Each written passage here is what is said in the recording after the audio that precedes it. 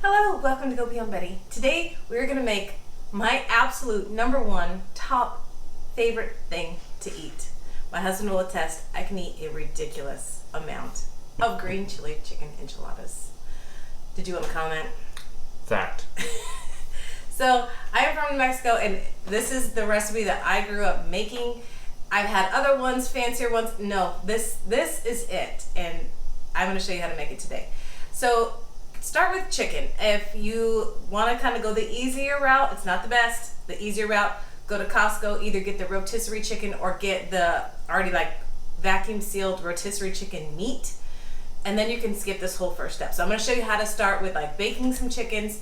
If you already have chicken, then you're going to skip to this time. Today we're going to roast some chickens to help out with making Shannon's green chili chicken enchiladas, which is one of the top 5 reasons that I married her.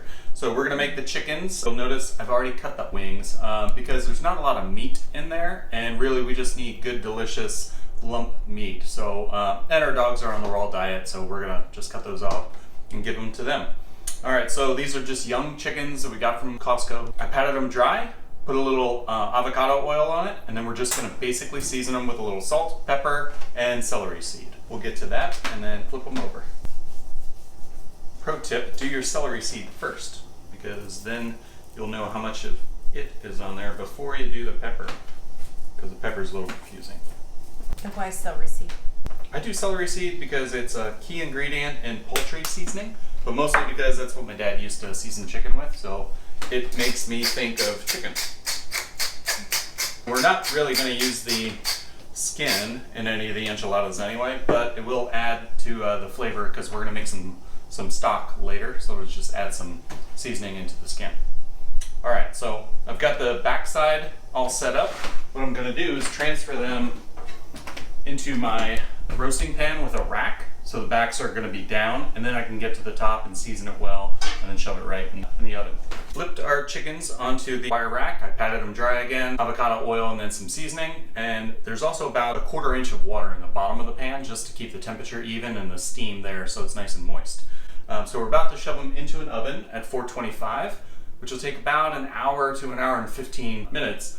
We want to get the internal temperature up to 165 degrees, which is the food safe temperature. So you know I love a Thermapen, but I've got to open the oven, check it, and then if I'm late, what are we going to do? So Shannon, or Go Beyond Betty, got sponsored with a meat stick. So this is a Bluetooth enabled stick that transmits through the charger over to your phone. So I've set it to alert me when it's 150 degrees, and that'll give me a little heads up, and then 155, I'm going to pull it out, tent it with some foil, and let it rest. It'll continue cooking up to 165. So we're going to put this, the sensor is like right about in here. You want to put it all the way in the thickest part of the meat, so in this case the breast, and then push it all the way down so that the very top part, this ceramic, has a higher heat temperature rating, so you want that flush with the skin. So we're going to push it all the way up in the breast. Why that and not the thigh or anything? The thigh will cook faster. So the breast is typically the longest to cook when you're doing the whole bird, so that's why I want to check that temperature. You can put it wherever you want, but I want the breast to come out perfectly.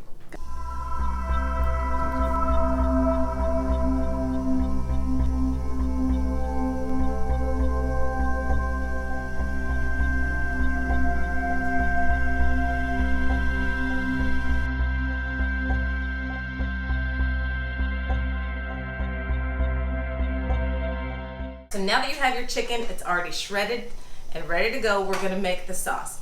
The sauce is very easy, and you're never gonna see me using cans of soup and garbage, but I promise, it's just so delicious. You're gonna need a can of cream of mushroom and a can of cream of chicken. That is the base of the sauce.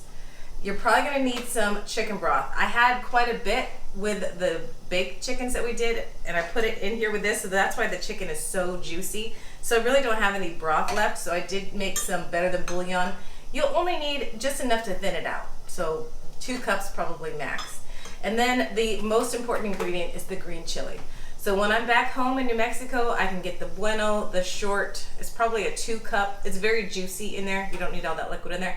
But this was frozen green chili. It is wicked hot. So I'm only using a 1/2 cup. And even with a 1/2 cup in this whole casserole, it's gonna be spicy, but not crazy spicy, but just perfectly spicy. So let's open up our cans and get this going on the stove. We're adding everything together. That's all we do. The 2 cans of soup, the green chili, and the broth. Go easy on the broth until it's thinned, and then you'll see that you want it to be pourable, but still kind of thick.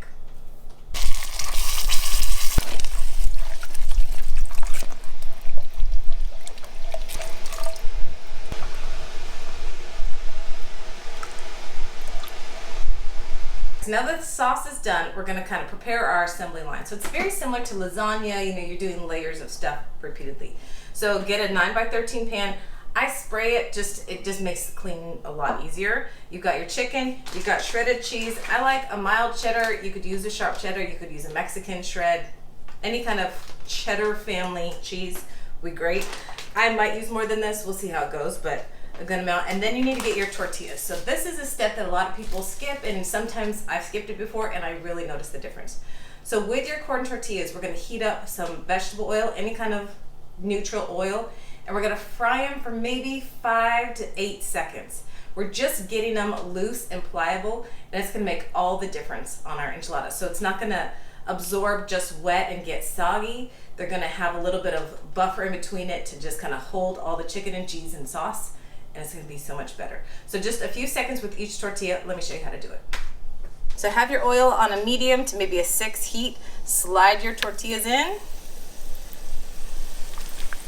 They'll bubble a little bit. You don't need them in there very long at all. If you find that it's puffing up too much, flip it over. And that's it. So very fast. So do that with all of your tortillas. And what's nice, if you have a lot of tortillas left over, do some and just leave them in there and flip them until they're hard and crispy.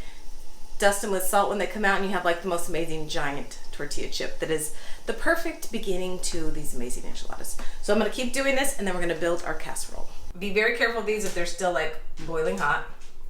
I normally do this on the stove, so I lay them in as I'm doing it. This extra step is just for you. That's how much I like you. So get a full layer on the bottom. If you have a couple little extra pieces that have, fallen apart, just fill in any gap. You just want the bottom as close to covered as possible. All right, so we have 1 layer of corn tortillas. These are super juicy baked chicken. I pretty much only can get in 2 layers of chicken, so use roughly half of however much you want to use. I like it super meaty. So just make sure everything is fully covered. All right, then cheese as much as you like.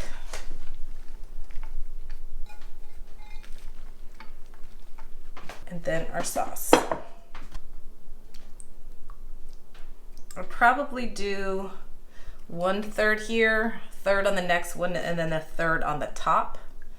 So 1/3 of what you've got, just to keep it nice and juicy. All right, do that again.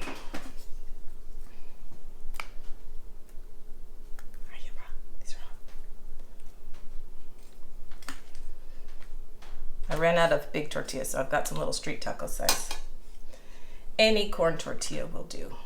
You could even do, if you want to get fancy, you could do blue corn tortillas. Those are awesome. They don't really taste any different. They just look pretty.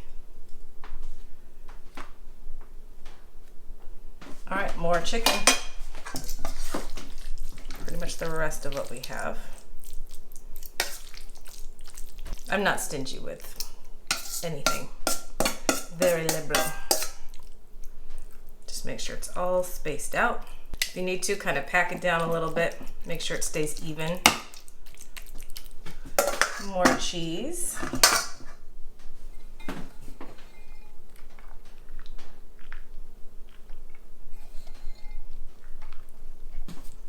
More sauce. Another 1/3 of the sauce.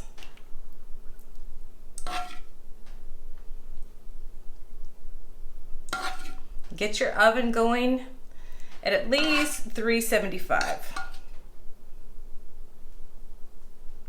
All right, that's good enough. Last bit of tortillas.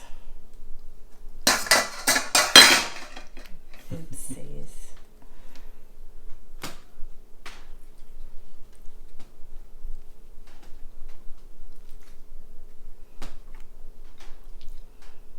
did use too many down below. That's okay.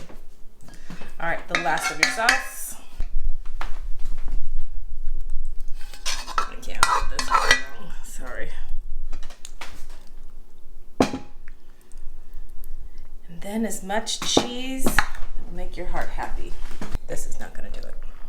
My heart must be happier. Buon momento.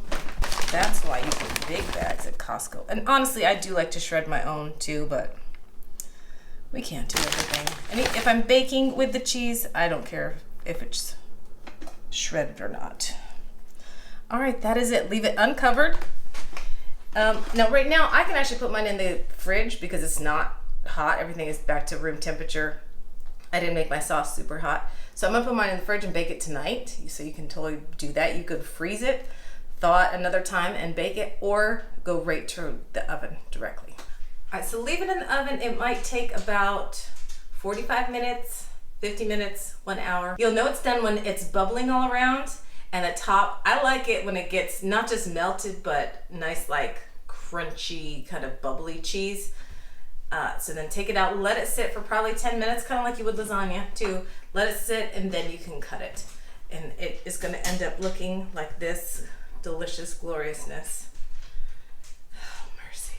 I will eat it for breakfast, lunch, dinner, snack, anytime.